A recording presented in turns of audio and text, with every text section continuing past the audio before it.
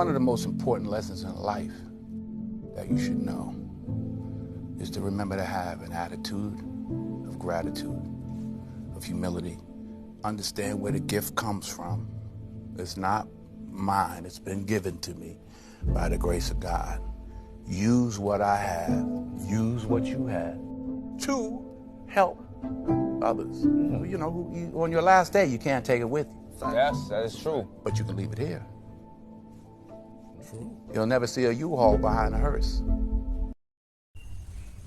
Fonu Orattah na phone. Fo from phone be tatafo na gatsibu or asiri. The nu represent onu or mountain. Phone be phone, and that one na fact.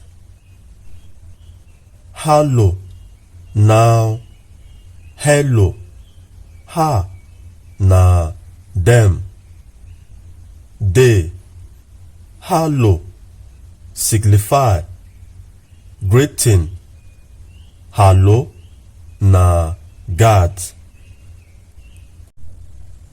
Cellphone or Fonu Orattah, ye phone, inti phone, battery, charger, port, cable, charger, phone, face na adu chuku, port be adu, charger port be adu, and port represent otu the vagina or pussy